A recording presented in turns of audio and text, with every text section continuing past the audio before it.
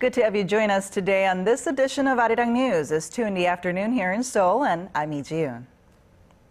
Let's get a check of today's headlines. The Korean government plans to beef up the country's safety measures, especially in the areas of fire services and rescue operations. North Korea makes a rather bold proposal for dialogue with South Korea, saying it's ready to resolve inter-Korean issues. But of course, that offer came with some preconditions. Over in the United States, during his much-awaited State of the Union address, President Barack Obama talked about ways to help working Americans, saying that he will make sure that people are rewarded for hard work with more opportunities. We begin over at the nation's top office. Beefing up safety measures topped the agenda at a meeting of government ministries and agencies today. And the spotlight was the new safety minister, who promised to focus more on making a safer society for the people. Our presidential office correspondent Choi Yoo-sun tells us more. The head of the new safety ministry, established in the aftermath of last year's deadly ferry accident, has vowed to ensure a fast response to major crises in the nation. A special rescue team will be formed to reach an accident or disaster site anywhere in the country within 30 minutes on land and an hour by sea. A lax response to the sinking of the Sewol-ho ferry last April was largely blamed for the deaths of more than 300 passengers. Safety Minister Park In-young said he will bolster the ministry's fire service and Coast Guard rescue operations and hold more public servants accountable for laxity. Inspections of public facilities will be carried out annually, and safety education will be offered to all Koreans, from toddlers to the elderly. The safety minister also talked about turning a problem into an opportunity by expanding the use of information and communications technology in safety management and creating jobs in new areas such as safety consulting and monitoring. Saying that government reform is the very beginning of all reforms, the administration minister said he will integrate overlapping public projects and services to more efficiently cater to the needs of the public. Public servants will be encouraged to initiate and innovate through incentives, and those involved in corruption will face dire consequences. We plan to expand bonuses for good performance for the salaried positions. It's a step towards implementing a performance-based system in public service. And to encourage greater specialization in public service, government employees will be limited to the number of times they can be transferred from one ministry to another, and more positions will be open to experts from the private sector. Choi Yoo-sun, ARIRANG News. And the country's law enforcement officials also took part in the meeting at the presidential office today. The officials say they're going to do all they can to root out social crimes, especially in the wake of some horrifying cases of child abuse we've seen in the past few weeks. Here's our Park Ji-won with this report. Korea's Ministry of Justice has stressed that a firm legal foundation has to underpin the government's plans for structural reform. Laying of his ministry's plans for 2015 to President Park Geun-hye on Wednesday, Justice Minister Hwang Kyo-won focused on ways to re-establish law and order, build a law-abiding society, and eradicate deep-rooted crimes. The ministry says the protection of Korea's constitutional values are at the core of attempts to maintain and strengthen law and order.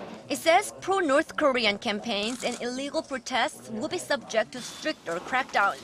The Justice Ministry will also strengthen legal education for young people and ordinary citizens in conjunction with the Education Ministry to foster a more law-abiding society.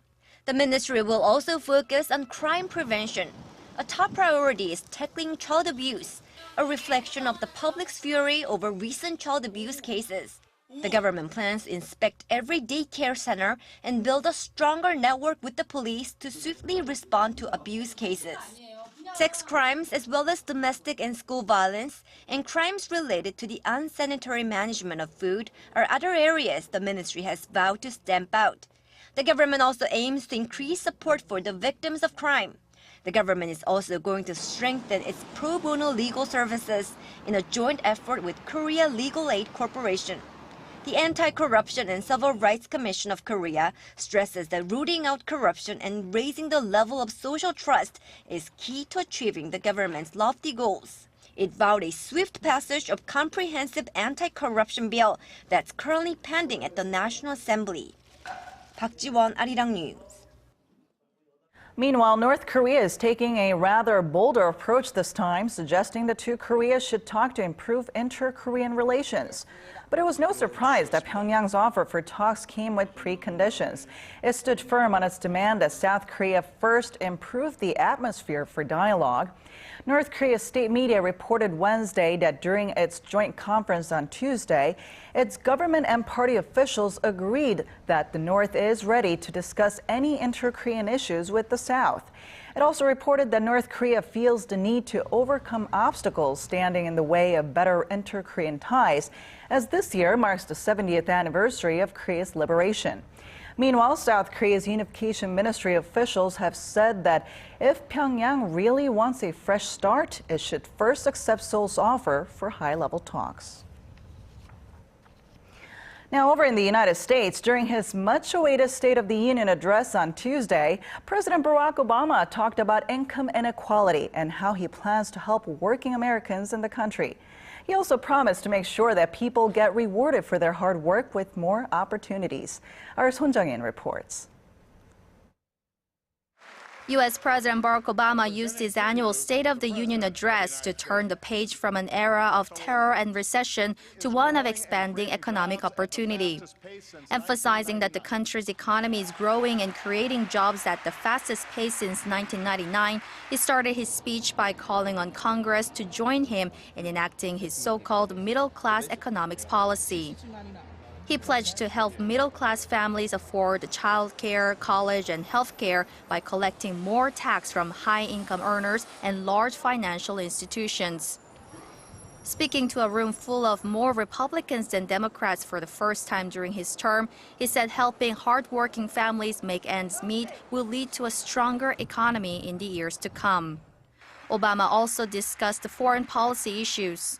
We stand united with people around the world who've been targeted by terrorists, from a school in Pakistan to the streets of Paris. We will continue to hunt down terrorists and dismantle their networks, and we reserve the right to act unilaterally, as we have done relentlessly since I took office, to take out terrorists who pose a direct threat to us and our allies. Stressing that his first duty as commander-in-chief is to defend the country, he asked Congress to pass legislation granting him authorization to fund the ongoing battle against Islamic State in Iraq and Syria. He also addressed efforts to eradicate Ebola in West Africa and plans to normalize relations with Cuba. In addition, he urged Congress to pass new cybersecurity legislation in the wake of the cyber attack on Sony Pictures, which the administration blames on North Korea. Son Jung-in, ARIRANG News.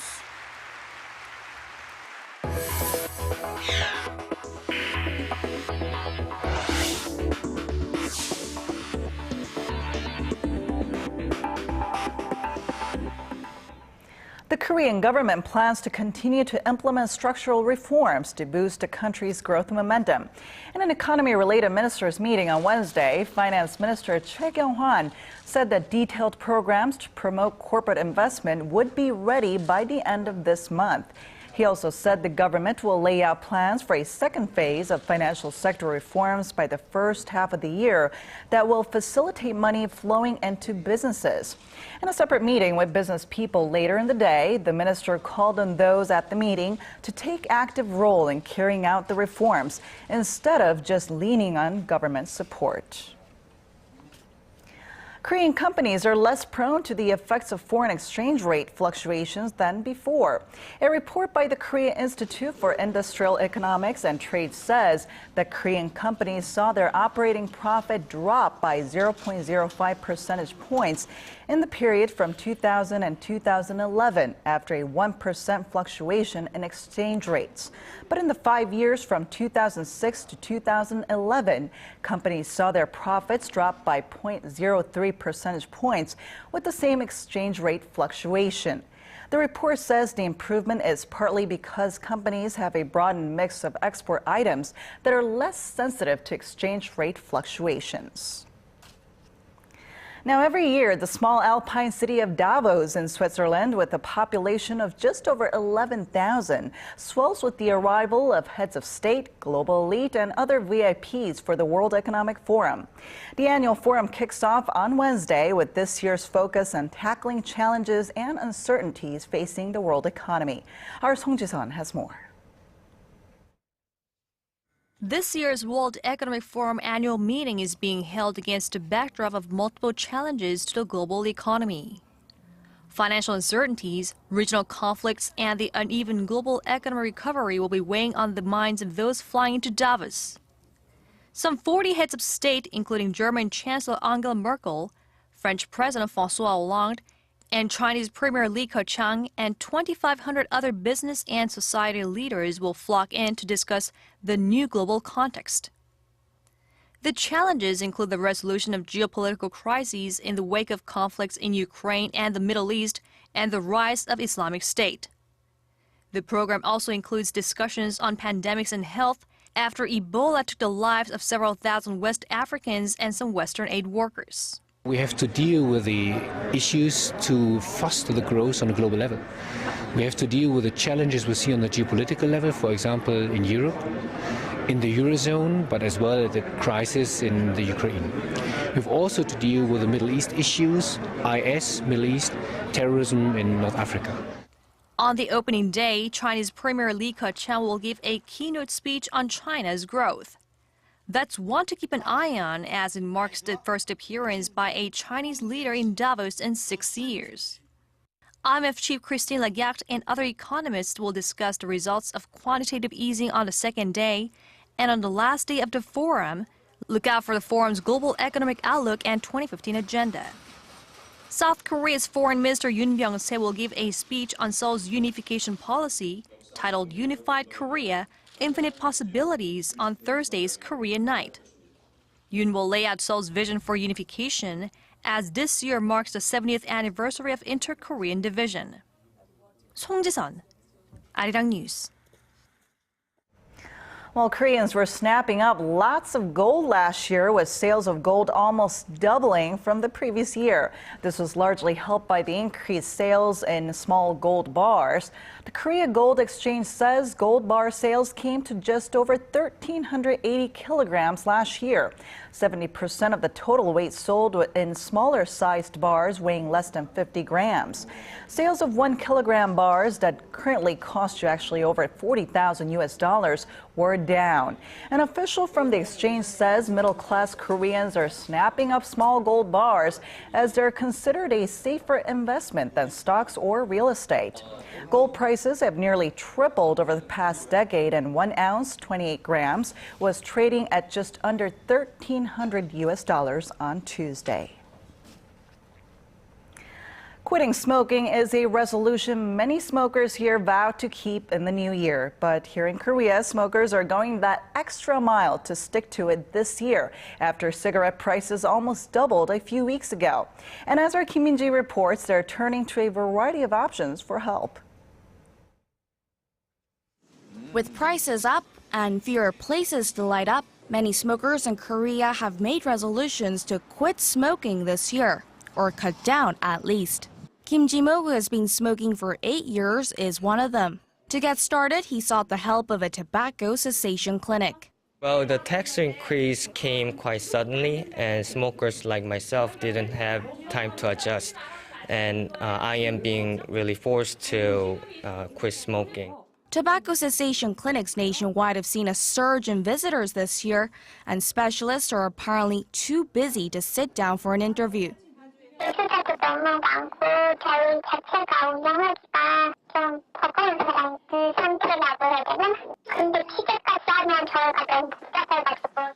Health Ministry data shows that more than 100,000 people registered for smoking cessation programs as of last week, up 4 times from a year ago. Those who sign up visit a clinic for about 6 months and undergo counseling. Others are exploring a range of alternatives.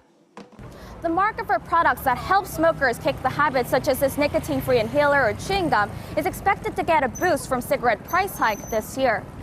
Sales of e-cigarettes, for one, have been booming since the start of the year. I've seen sales jump about 3 to 4 times. Sometimes I get so many phone inquiries that I can't attend to the customers that visit. E-cigarettes have become popular for both a variety of flavors and as a way to cut down or quit gradually. Before turning to e-cigarettes, I smoked for about 20 years. I changed because it's cheaper in the long run, and there is no smell, so I can freely interact with others. Other smoking cessation products, such as patches and inhalers, also saw a sharp increase in sales during the first 2 weeks of January from a year ago. The first month of the year is normally a time when sales of such products jump, but with the higher prices here to stay for good, the market is likely to get bigger. Whether the craze will lead to an overall decrease in the smoking rate, which the government hopes to see decline to 35% from the current 42%, is something only time will tell. Kim Min-ji, ARIRANG News.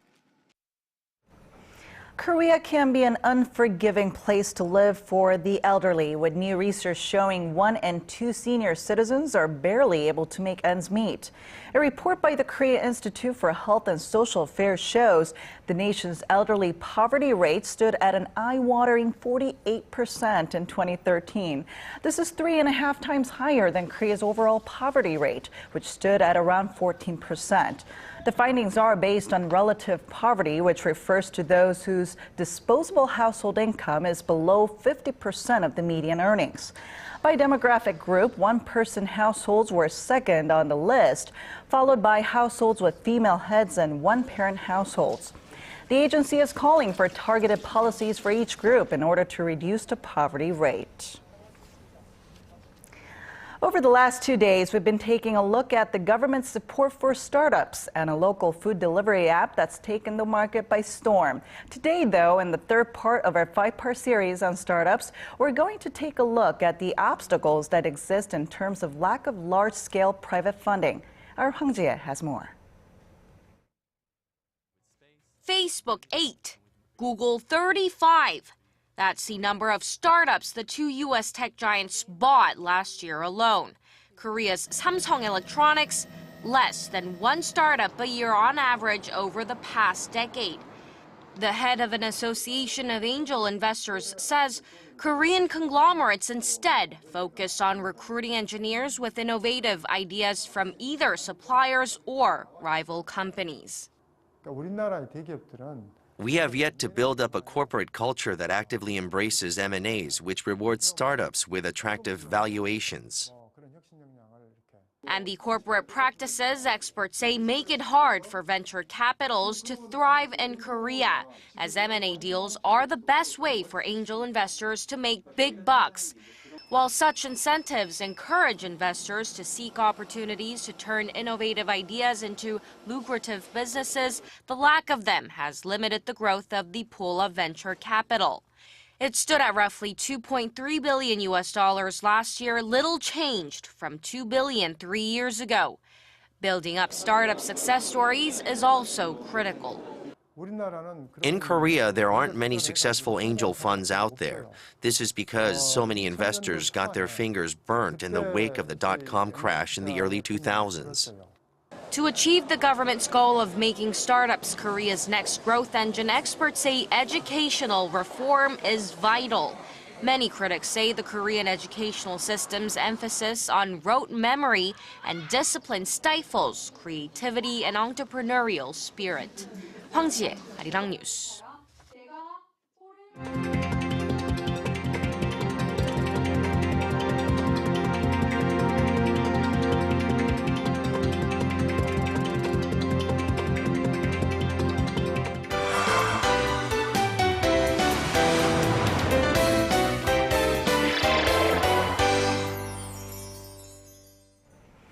Dongdaemun Design Plaza opened its doors a few months ago, featuring a very rare exhibition with works from the Kansong Museum.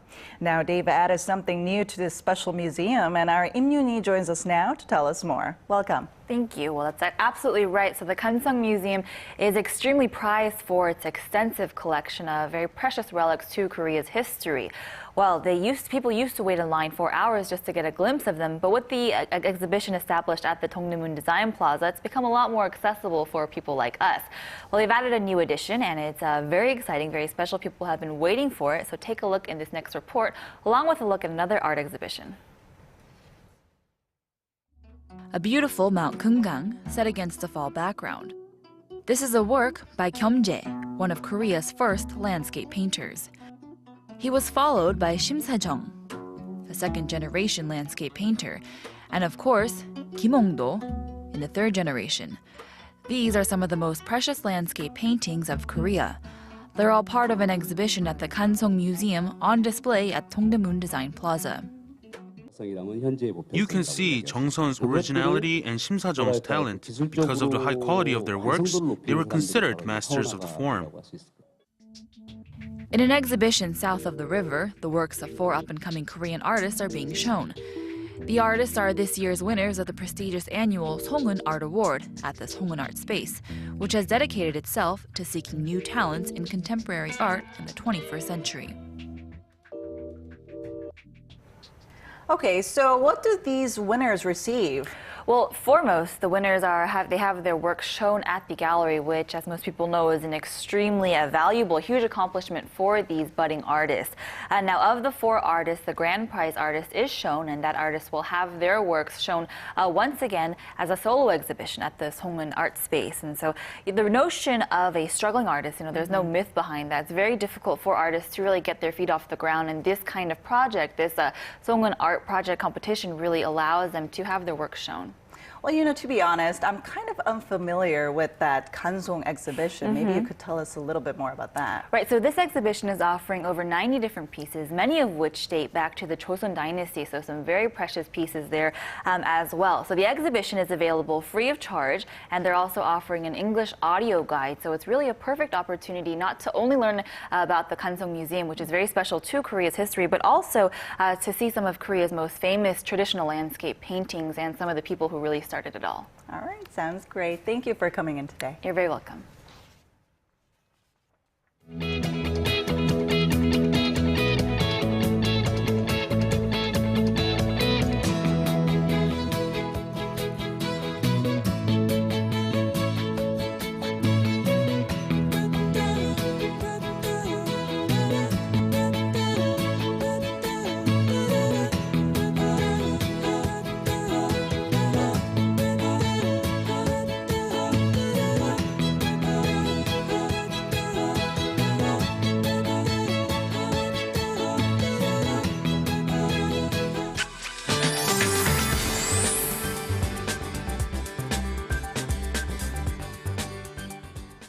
Good afternoon, I'm Michelle Park here with the latest weather forecast.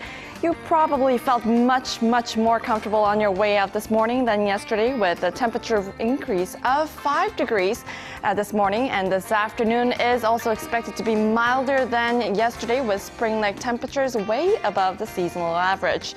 The cloudy conditions will stick with us, along with the rain that's in store for us later on. Now, it's expected to start from the south and eventually expand nationwide by the evening, so make sure to have your umbrellas handy.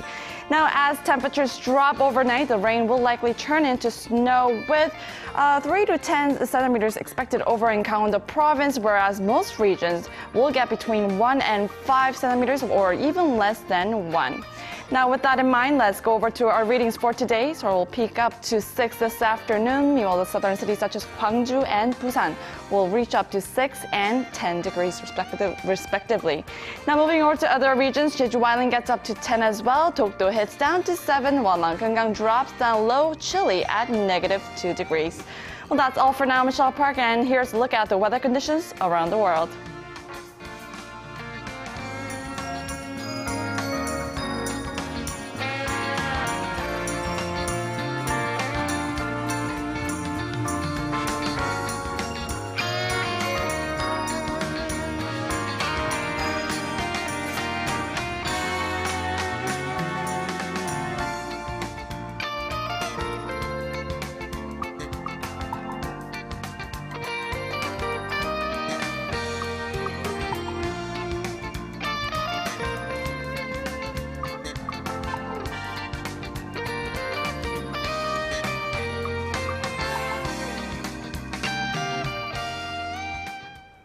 All right, that's just about all from me at this hour, but make sure to check back with us at 4 p.m. Korea time for the latest news.